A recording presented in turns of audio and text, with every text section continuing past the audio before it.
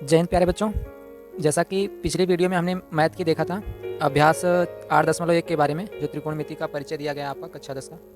अब इस वीडियो में हम लोग बात करते हैं इसके कुछ ही क्वेश्चंस को पिछली वीडियो में आपको बताया गया था, केवल लगभग 6 क्वेश्चन तक बताए गए थे। अब आज हम लोग उसी को कंटिन्यू कर रहे हैं। आगे आपको क्वेश्चन नंबर 7 से लेकर के बाकी के क्वेश्चन सॉल्व करवाए जाएंगे। तो आज हम लोग देखते हैं, चलिए 8.1 के जो क्वेश्चन बचे हुए रह गए थे उसके बारे में। आपको सॉल्व करने के लिए क्या कर लेना है कि कुछ फार्मूले रेशियो वाले दिए गए थे, जैसा कि अनुपात वाले जो क्वेश्चंस आपको सॉल्व करवाए जा रहे थे, उनके लिए आपको एक फार्मूला याद करके रखना था। वो था आपका लाल बटे कक्का, यानी यल ए यल बटे के ए। अब लाल बटे कक्का का मतलब था लंब बटे कर्ण। ये पहला अनुपात होता है साइन थीटा का, दूसरा अनुपात होता है कॉस थीटा का, तीसरा है टेन थीटा का।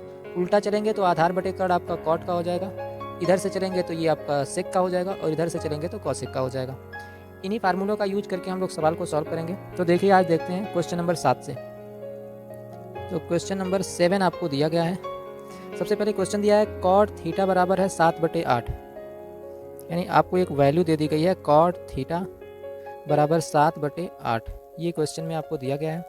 मान ज्ञात करना जो है उनका, उसे देख लीजिए। पहला चीज़ आपको जो दिया गया है मान ज्ञात करने के लिए, वो है आपको, इसमें दो क्वेश्चंस हैं। फर्स्ट वाला आपको दिया गया है 1 प्लस साइन थीटा बटे 1 प्लस कॉस थीटा,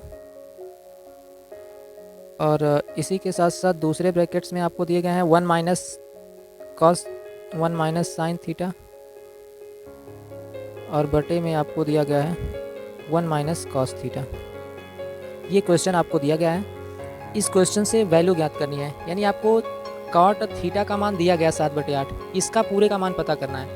अब देखिए, ऐसे सवालों को कैसे सॉल्व किया जाएगा, ये आपको पीछे सिखाया भी गया था कि सबसे पहले जिस एक की वैल्यू दी गई है उससे आप एक त्रिभुज बना लीजिए। तो एक समकोण त्रिभुज हम बना देते हैं आपके लिए। ये कोई समकोण त्रिभुज हो गया। यहाँ पे देख रहे हैं थीटा दिया हुआ है, तो यहाँ पे आप कहीं पे भी थीटा मान लेंगे। अब इस थीटा के सामने वाली भुजा लंब हो जाती है, और इसके साथ ही जो इससे सटी हुई भुजा रहेगी ये आधार का काम करने लग जाएगी, और जो सबसे बड़ी भुजा होगी यानी 90 अंश के सामने की समकोण त्रिभुज में, ये भुजा कर्ण हो जाती है। तो अब आपका यहाँ जो फार्मूला बताया गया है लाल बटे कक्का लंब आधार लंब कर्ण कर्ण आधार, ये इसी से बन जाएगा।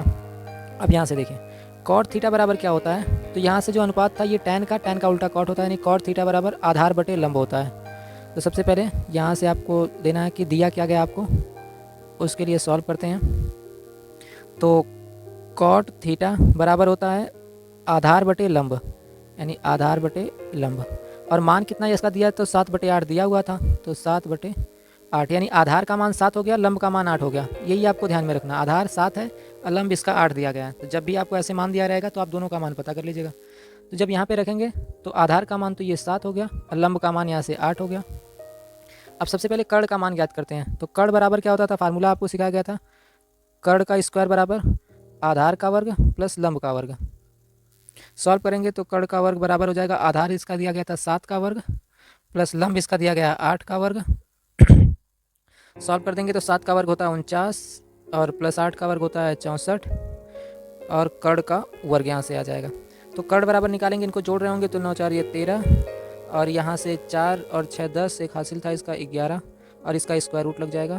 तो के का मान आ गया आपका √113। तो के की वैल्यू आ गई √113। अब यहाँ से हम सब की वैल्यू रख लेते हैं। अब इस सवाल को लगाना शुरू करते हैं। इतना काम सबसे पहले आपको करना होगा, तभी ये सवाल सॉल्व हो पाएगा।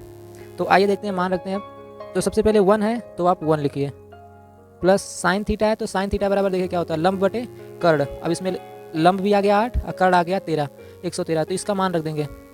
तो 1 प्लस लंब का मान 8 और बटे कर्ण का मान कर्ण में 113। ये सॉल्व कर दिया हमने। अब इसका मान रख देते हैं दूसरा। तो 1 माइनस साइन थीटा वही सेम है, तो वही रह जाएगा 8/√113 पूरे के बटे में। इसका मान रखिए, तो 1 प्लस कॉस का मान, कॉस इक्वल होता है यहाँ से आधार बटे कर्ण, ये आधार बटे कर्ण, ये कॉस का मान है। तो आधार यहाँ 7 है और कर्ण यहाँ से 113 है, तो आधार हो गया 7 और कर्ण हो गया आपका 113 रूट में। दूसरे ब्रैकेट में उसी चीज़ को सेम है, 1 माइनस यहाँ से कास का मान सेम वही रख देंगे, तो 7/√113। अब देखिए, एक फार्मूला आपने पढ़ करके रखा होगा। फार्मूला कुछ ये होता है कि अगर एक ब्रैकेट में a प्लस बी है, दूसरे ब्रैकेट में a माइनस बी है, तो ये फार्मूला एक होता है कि a प्लस बी और दूसरे ब्रैकेट में a माइनस बी लिखा है, तो ये हो जाता है a square minus B square. ये आपने फार्मूला पढ़ करके रखा होगा, ये अलजबरा का फार्मूला है, बहुत ही 8th क्लास में रहा होगा आपको। तो यहाँ से अब इसका देखें, ये a का मान है, ये b का मान है, ये a है, ये b है, तो a plus B a minus B, तो यहाँ बन जाएगा a square minus B square. तो a का मान 1 है, मतलब 1 का स्क्वायर तो 1 का होता है, और माइनस बी का स्क्वायर, तो यानी इस पूरे का स्क्वायर करना होगा। तो जब इसका स्क्वायर करेंगे तो 8 का स्क्वायर हो जाएगा 64, अब बटे इसका स्क्वायर करने जाएंगे तो कड़ी में 113 है, तो कड़ी हट जाएगी, खाली 113 आ जाएगा, तो ये 113 हो जाएगा। इस पूरे में फार्मूला लगा दिया तो इतना आ गया। वही फार्मूला यहाँ पे भी लगाएंगे तो ये हो जाएगा 1 माइनस, यहाँ से 7 का वर्ग होता है 49, और बटे में ये 113 में से कड़ी हट जाएगी तो 113 मान आ गया आपका। अब इसको थोड़ा सॉल्व कर देते हैं आगे, तो इसका क्रॉस मल्टीप्लाई करवाएंगे तो 113 में से 64 घटा देंगे, तो देखिए क्या हो जाएगा भाई। यहाँ से सॉल्व किया तो 113 माइनस 64, और बटे में ये 113 रहेगा पूरे के बटे। अब इसका इसमें गुणा होगा तो 113 माइनस 49 और पूरे के बटे में ये 113। ये हमने सॉल्व कर दिया। अब क्या होगा, ये 113 इस 113 से कैंसिल आउट हो जाएगा।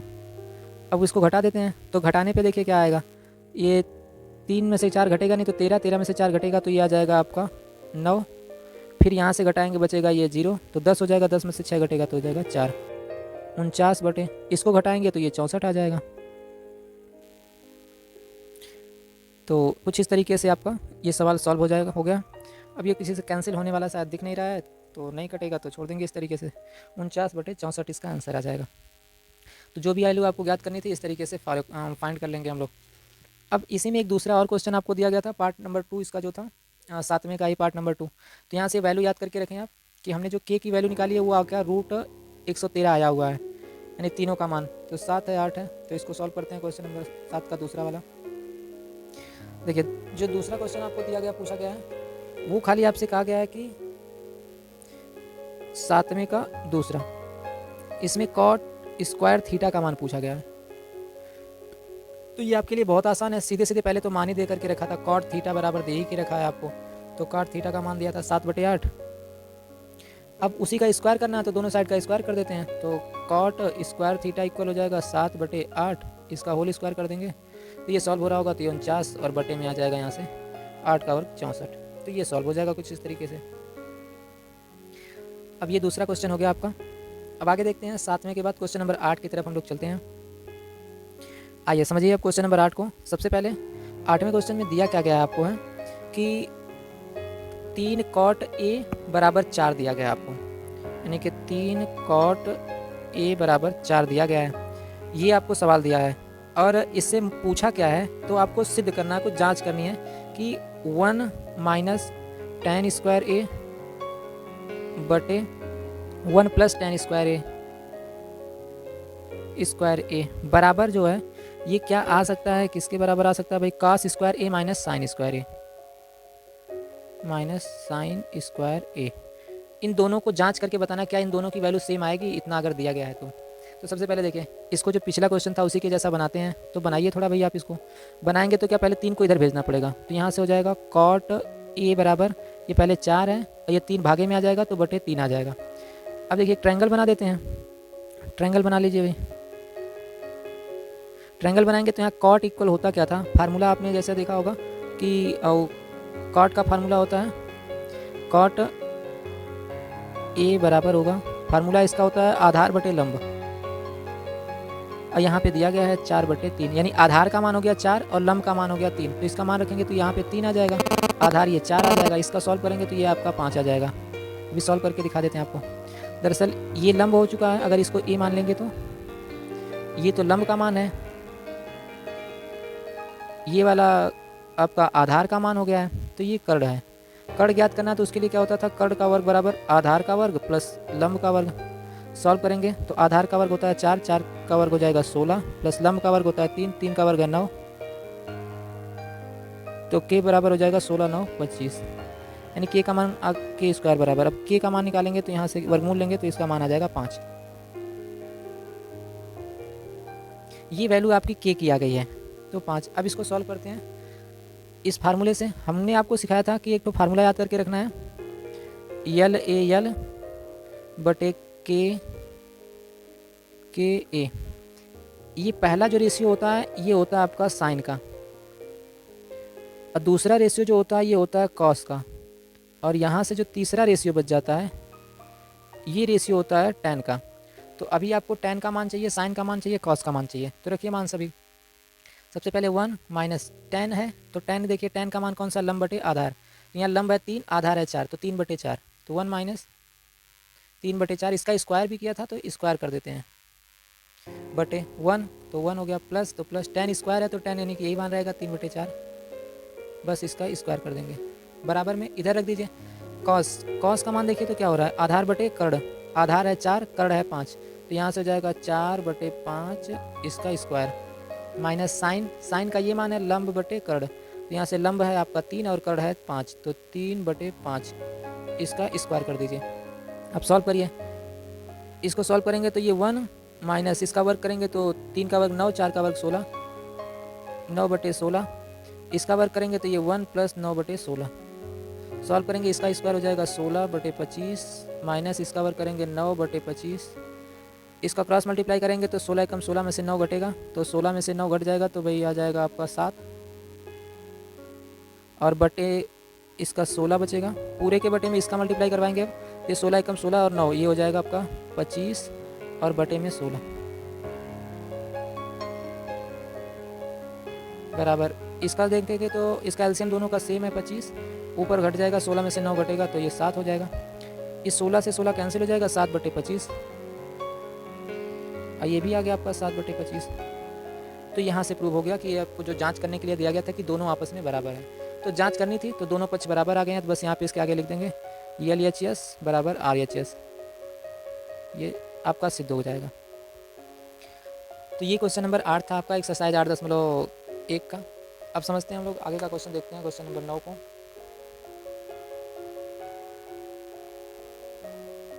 देखिए भाई क्वेश्चन नंबर 9 जो आपको है, 9वां का क्वेश्चन आपको दिया गया है कि एक त्रिभुज है कोई ABC, और उस ABC त्रिभुज में कोण B जो है वो समकोण है। तो हम एक त्रिभुज बना देते हैं भाई आपके लिए। एक त्रिभुज हो गया B समकोण है, और इसका नाम है A, B और C। तो ABC एक त्रिभुज हो गया, B यहाँ पे समकोण हो गया। अब आपसे क्या दिया कि tan A का मान दिया गया है 1 बटे कड़ी में 3, 1 बटे कड़ी में 3। अब देखिए tan का फार्मूला क्या होता था, अभी आपको पीछे वाले क्वेश्चन में बताया गया था कि tan A बराबर होता है लंब बटे आधार, यहाँ मान दिया है 1 बटे कड़ी में 3। सॉल्व कर दीजिए भाई। लंब का मान है 1, तो ये वाला 1 हो जाएगा, आधार का मान है √3, तो √3। अब इसको सॉल्व करेंगे तो सॉल्व करने पे आपका जो है किस तरीके से आ रहा है, तो यहाँ से कैलकुलेट कर दीजिए। फार्मूला था आपका कर्ण का स्क्वायर बराबर होता है लंब का स्क्वायर प्लस आधार का स्क्वायर। लंब यहाँ से 1 है तो 1 का स्क्वायर, प्लस आधार यहाँ से कड़ी में 3 है तो कड़ी में 3 का स्क्वायर बराबर के स्क्वायर। के स्क्वायर बराबर 1 का स्क्वायर 1 का होगा, कड़ी में 3 का स्क्वायर 3 हो जाता है। इसको सॉल्व करेंगे तो 4 आ जाएगा, के को सॉल्व करेंगे तो आ जाएगा 2, यानी के का मान यहाँ से 2 आ चुका है आपका। अब देखिए आपका सवाल क्या है, उन सवालों पे हम लोग आ जाते हैं। तो पहला क्वेश्चन जो दिया गया है 9वें का, वो पहला क्वेश्चन है कि sine A cos C, sine A cos C plus cos A sin C, इनका मान निकालना है। अब देखिए भाई आपको थोड़ा अच्छे से याद करना है, इस क्वेश्चन को समझना है। साइन A क्या होता है, साइन का और कास का पहले फार्मूला आप लिख लीजिए। तो साइन थीटा बराबर फार्मूला होता है लंब बटे कर्ण, और कास थीटा बराबर फार्मूला होता है आपका आधार बटे कर्ण। ये दो फार्मूला याद करके रखना है, साइन थीटा का ये, कॉस थीटा का ये होता है। तो अभी देखिए साइन ए का मान क्या है, लंब बटे कर्ण होना चाहिए। तो ए यहाँ पे है, लंब इसके सामने होगा तो इसके सामने है 1, 1 बटे कर्ण 2 है, तो साइन ए का मान हो गया 1 बटे 2 गुणे कॉस सी। तो सी यहाँ पे दिया है, जब सी यहाँ पे है तो इसके सामने ये लंब होगा और ये आधार होगा। और कास का फार्मूला था आधार बटे कर्ण, तो जब सी ले रहे होंगे तो ये आधार का काम 1 करेगा और कर्ण तो 2 ही है, तो 1 बटे 2 हो जाएगा। प्लस कॉस ए लेना है तो मतलब कि कॉस बराबर तो आधार बटे कर्ण है, तो जब ए को लेकर के चलेंगे तो आधार ये हो जाएगा, इससे सटी वाली भुजा, तो कड़ी में 3 हो गया। अब बटे में 2 हो जाएगा, गुणे साइन सी, जब यहाँ से लेंगे तो सी और साइन बराबर होता है लंब बटे कर्ण, तो इसके सामने है लंब √3, ये बटे में हो जाएगा, तो ये √3/2। जिस कोण को लेंगे उसके सामने वाला लंब होता है और उससे सटा वाला आपका कर्ण आधार होता है। तो जब ए को लेंगे तो ए के सामने लंब रहेगा और ये आधार रहेगा, और जब सी को लेंगे तो सी के सामने वाली भुजा जो रहेगी ये लंब रहेगी, इससे सटी वाली भुजा जो रहेगी वो आधार रहेगी। इसी को आपको समझना था। अब 1 1 का गुणा करेंगे 1, और 2 2 का गुणा करेंगे 4, प्लस कड़ी में 3 का गुणा करवाएंगे तो ये 3 आ जाएगा। अब बटे में 2 2 का गुणा करवाएंगे 4 आ जाएगा। इनको जोड़ेंगे तो 3 और 1 मिलकर के 4, अब बटे में ये भी 4, सॉल्व करेंगे तो आंसर आ जाएगा 1, यानी कि ये पहले का आंसर आपका हो गया 1। अब इसी प्रकार से क्वेश्चन नंबर 2 भी है, आपको उसको समझ लेते हैं कि दूसरा क्वेश्चन कैसे करना है। 9वें का ही सेम क्वेश्चन है, इस फार्मूले को याद करके रख लीजिए। एक कड़ी में 3 और 2, तो यहाँ पे ए था, ये सी था, ये बी था, 1 था, कड़ी में 3 था और ये 2 आया था। अब ये 9वें का दूसरा देखिए,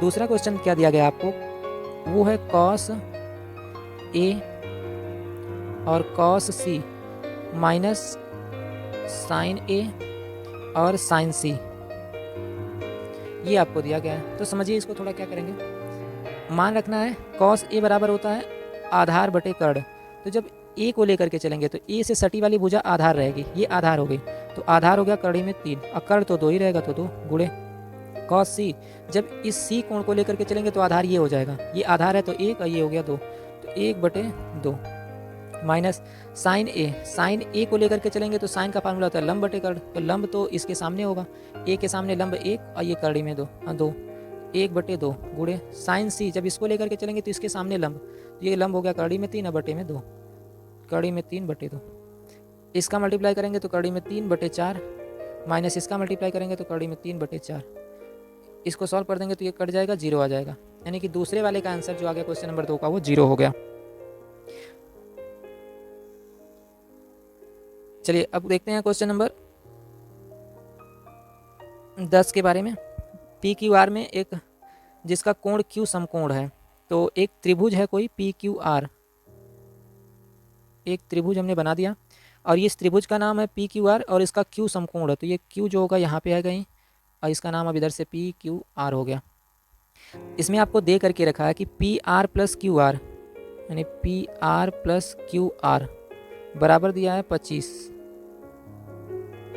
और पी क्यू बराबर दिया है 5, यानी कि पी आर, तो पी आर ये वाली भुजा और प्लस क्यू आर ये वाली भुजा, इन दोनों को जोड़ने पे 25 आया है, और एक भुजा दी गई आपको पी क्यू, साथ ही साथ में आपको यहाँ पे यहाँ से अच्छा एक मान निकाल करके रख लीजिए, तो पी आर बराबर क्या हो जाएगा, इधर चला जाएगा तो हो जाएगा यहाँ से 25 और माइनस क्यू आर, इसको समीकरण 1 मान देते हैं। दूसरा चीज़ आपको दे करके रखा है पी क्यू बराबर 5 है,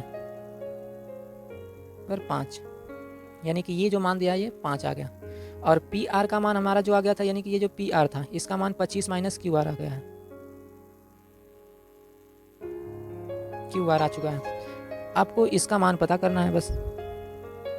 तो देखिए सबसे पहले तो हमको क्या करना होता है, तीनों भुजाओं का मान पता करना होता है। तो तीनों भुजा का मान पता करने के लिए आप देखिए भाई कैसे लगेगा फार्मूला इसमें कर्ण का, तो फार्मूला हमारा होता था कर्ण का वर्ग बराबर आधार का वर्ग प्लस लंब का वर्ग, ये फार्मूला होता था। तो इसमें कर्ण कौन है, तो वो कर्ण है पी आर, अब पी आर की जगह पे ये पूरा मान है 25 माइनस क्यू आर, तो ये हो जाएगा 25 माइनस क्यू आर इसका होल स्क्वायर बराबर लंब, लंब कौन है तो ये क्यू आर है, तो क्यू आर इसका वर्ग प्लस आधार, आधार इसमें है 5 तो 5 का वर्ग।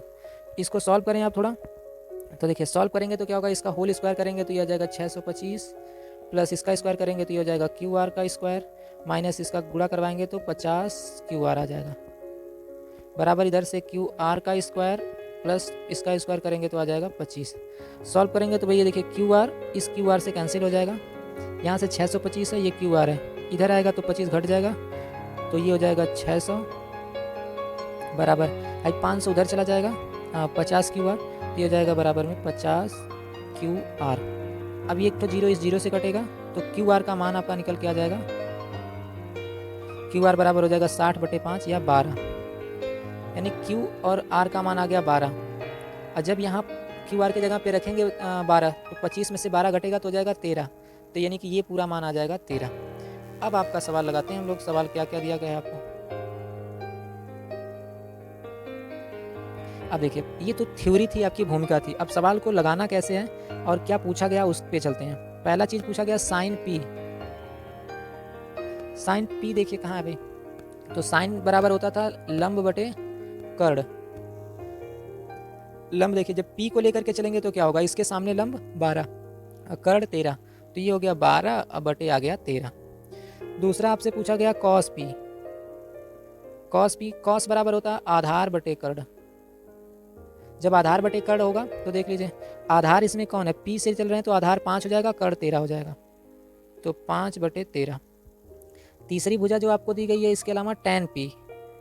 अब tan पी का मान क्या है भाई, तो tan पी जो है वो आपको दिया गया है, tan बराबर होता है लंब बटे आधार, तो लंब बटे आधार। अब देखिए p है तो p के सामने लंब और आधार ये 5, तो 12 बटे 5 हो जाएगा। ये मान आ जाएगा तीनों। अब इसको हम लोग बस इतना आपको सॉल्व करना था। समझने वाली चीज़ बस यही थी थोड़ा सा, कि आपको दो चीज़ों का योग दिया गया था, तो जब योग दिया तो किसी एक का मान निकालें। एक को पक्षांतर कर दिया हमने, तो 25 माइनस क्यू आर। ठीक। अब ये तीनों का मान आपको ज्ञात हो चुका है, तो यहाँ तक क्वेश्चन नंबर 10 तक आपका कैलकुलेट हो चुका है। अब आपको इसके बाद हम लोग इसके आगे देख लेंगे। अगली वीडियो जो आएगी आपको 8.2 के बारे में देखा जाएगा। तो आज के लिए हम लोग इतना ही सीखते हैं। तब तक आप फार्मूला याद करके अच्छे से रखिएगा। मिलेंगे अगली वीडियो में, तब तक के लिए जय हिंद।